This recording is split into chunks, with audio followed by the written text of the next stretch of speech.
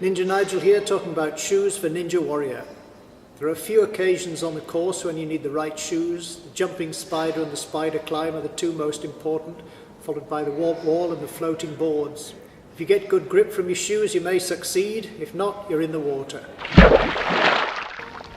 The most important demand of a shoe is its grip, and the grip has four components. The first is the formulation of the rubber on its sole. The second, the material the obstacle is made of. The third, the surface area of contact between them. And fourth, the environmental conditions. Let's have a look at each of these in detail. There are only a few materials used for shoe soles. Most training shoes are styrene butadiene rubber or SBR, the same rubber used in car tyres. And the physical properties of the rubber depend on which additives go into the rubber and also how the rubber is cured. Rubber companies spend vast amounts on formulating rubber, and each sole has different properties for wear, abrasion, resistance, grip and cost. Gum sole shoes use natural rubber or latex, and some shoes also use EVA foam for the soles. If you think about flip-flops, these have no grip at all and will slide rather than grip when you run your hand over them. I use EVA for these floor mats. There's no grip on them whatsoever. If the tread pattern on your shoes is quite pronounced, such as shoes designed for trail running or traction on muddy or wet surfaces, and when it comes to balance obstacles, the tread pattern forces your foot into certain positions.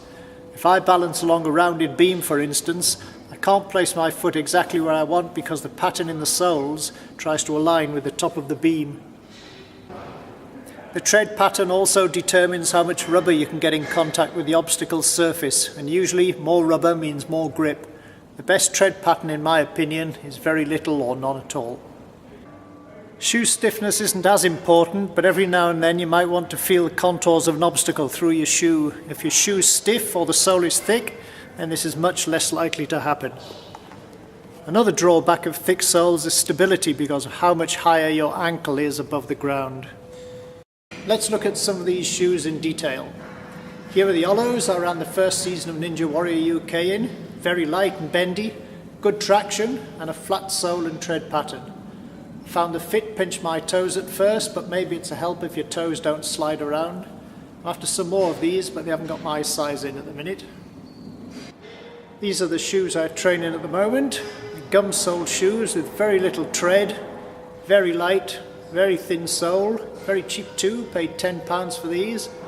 Got a few different variations that I use now and again. Slightly different soles, but they all work about the same. They're all very sticky. These are 5 cents. I like these for training outdoors. They're a good fit for me and nothing grips better on concrete. But the soles are stiff and they don't grip very well on painted surfaces or on plastics. These are extremely grippy. They cost £5. These surf shoes or beach shoes with a gel-like sole. If the top material was a bit stiffer, they'd be really useful, but at the moment my feet slide out of them. These are my normal trainers that I walk to work in. They're not bad, but the sole pattern has bits in that can tear off and gaps which might snag or affect my balance. I don't mind training in them, but I wouldn't run the course in them. The grip on these is pretty good too. The Fayus have something of a reputation among parkour people. They're very light, very bendy. I don't get on with them much. I don't like the grip on the soles, not very grippy. Climbing shoes are well known for being very grippy, and when it comes to rock, nothing's better. The trouble is, on some other surfaces, they have no grip at all. Some wear them for Ninja Warrior in the later stages, but they aren't designed to get you up the warp wall. And we gym owners don't want them on the course because they leave behind smears of rubber. Unsightly for us, expensive for you. If you watch some of the other videos about Ninja shoes, you might see some recommendations for New Balance MR10s, for Puma Fars 500, for Onitsuka Tigers, or for the K-Swiss Ariakis. They're all great, but very difficult to come by in the UK. And the problem now is there are so many different models of them, it's hard to choose between them, and also to know which ones are best for Ninja Warrior. Here's what happens when your shoes are dirty.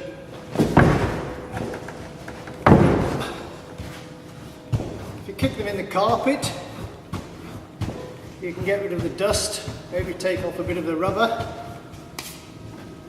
and a bit of grip, squeaking. Finally give them a wipe with a wet rag,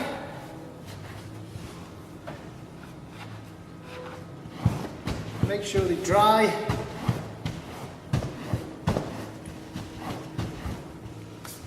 And you should be good to go.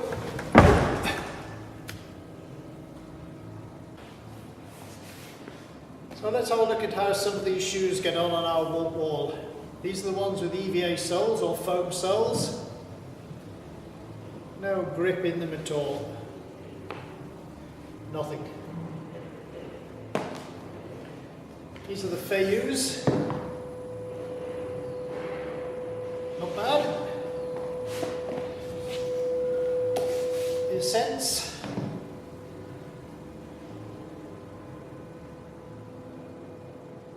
Not much grip on the paint.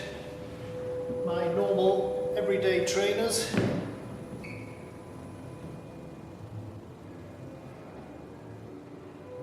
Looking good. Climbing shoes.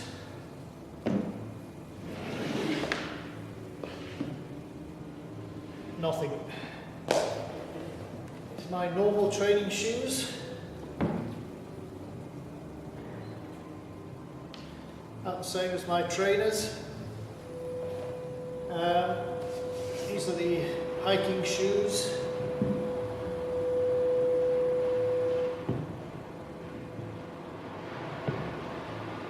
Not too bad. These are my Batman Aqua Beach shoes.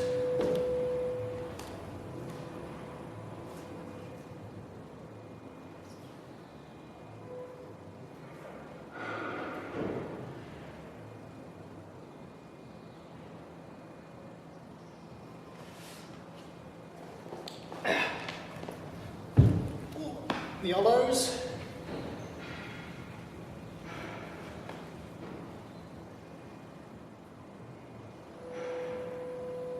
The Olos aren't gripping very well. These are quite worn out now, and I don't think they're gripping as well as they used to.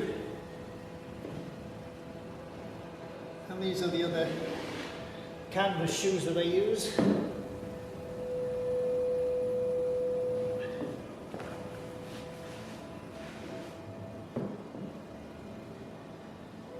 Normally that one's pretty good.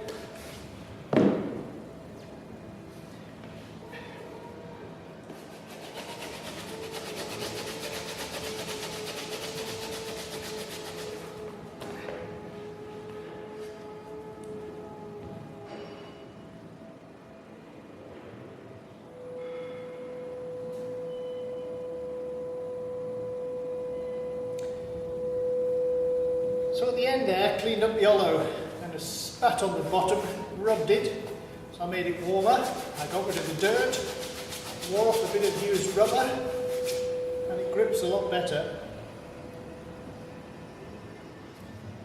And I find this is the case with all your shoes.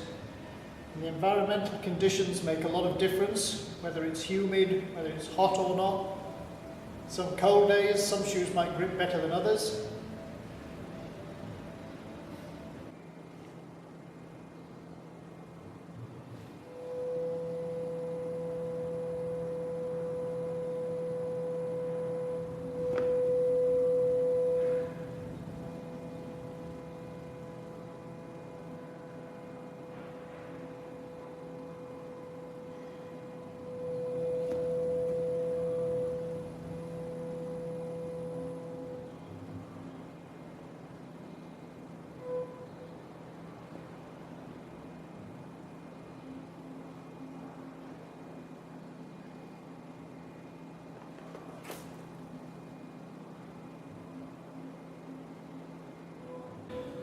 It's time to test a few of them out where it really matters.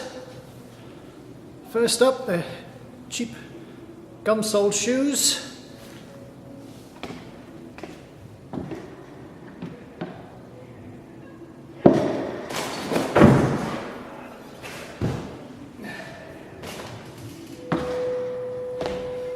No problem.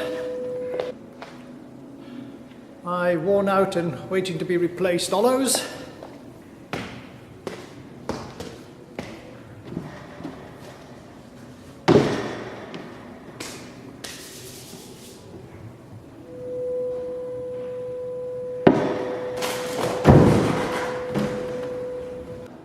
Batman Aquas.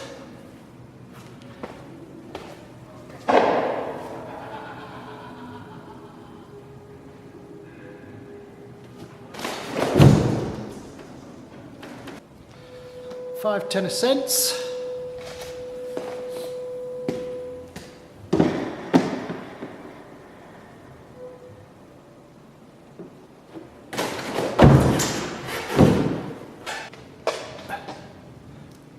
Bare feet.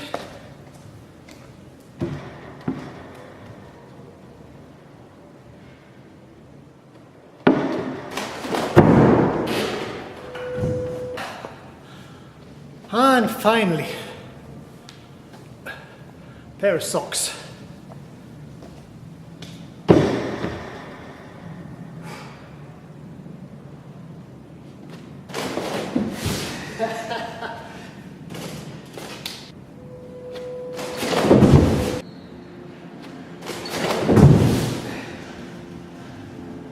If I now told you which shoes you should own, it would only be my own personal preference. Have a search around, find something that suits you, and I hope I've helped you at least know what to look for.